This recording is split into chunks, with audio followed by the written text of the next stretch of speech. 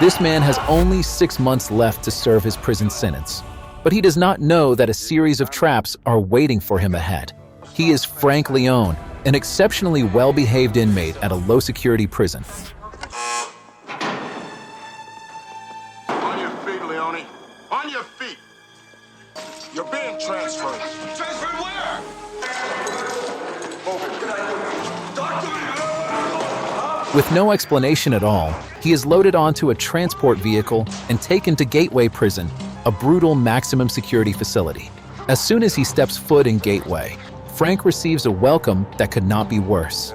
Under the tacit guidance of Drumgoole, the brutal guards immediately separate him from the group of new inmates. This is a delousing chamber. Do not breathe. Saline prophet gas can be harmful to your lungs. Start now.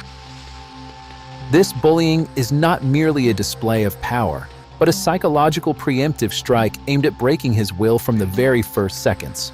Old Drumgoole stands above, looking down with a victorious smile, as if to say, "Welcome to my hell."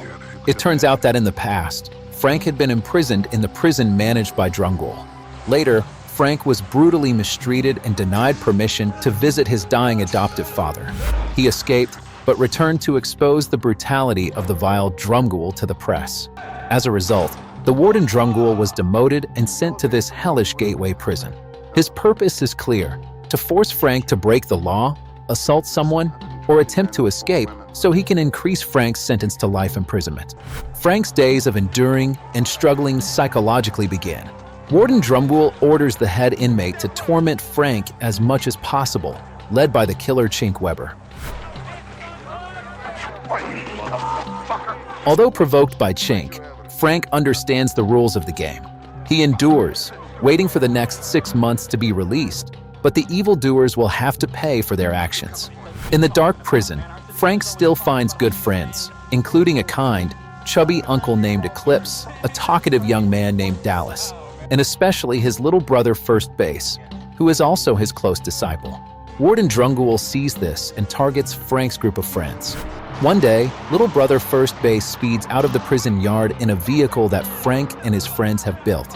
However, Warden Drumgoole sees this and orders the inmate Chink to smash their car. Though witnessing this, Frank still endures, helplessly watching Chink destroy the car he built in despair and refraining from resistance. As if that's not enough, at the peak of cruelty, Warden Drumgoole plays a cowardly card. He orders Chink to kill First Base, Frank's close little brother. This is it. The monster lying dormant within Frank awakens. He runs over to embrace the corpse, his face angry as he looks at his little brother, who died tragically. Frank stops just in time. He knows that killing someone will help Warden Drumgoole achieve his objective. And finally, he reveals his final move. The old man hires an inmate who is about to be released to prepare to rape and kill Melissa, Frank's girlfriend. One arrow hits 2 targets.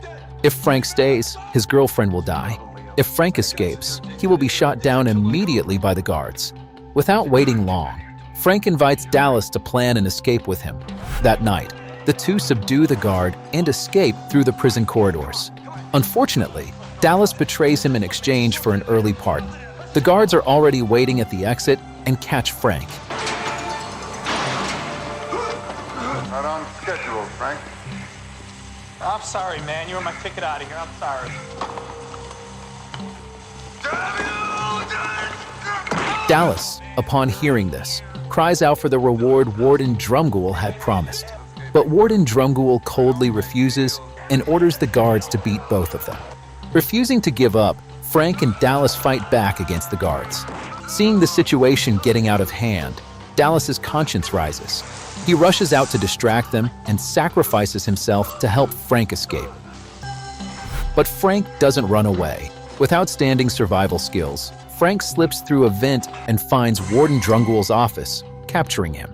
Frank ties the warden to the very electric chair of the prison. Drumgoole's life completely depends on the switch in Frank's hand. The guards surround the outside but dare not storm in. He pulls the lever, increasing Warden Drumgoole's utmost fear and unwillingness to die. Under the pressure of imminent death, the cowardly warden is forced to scream out confessions of all his crimes. I confess, Mr. Meisner, everything that he said was true.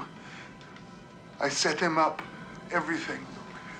All confessions are heard by Captain Meissner and the guards. The truth is revealed, and Warden Drumgoole is immediately stripped of his authority and handcuffed to be taken away. Finally, that day comes. Frank Leone completes his sentence and officially becomes a free man.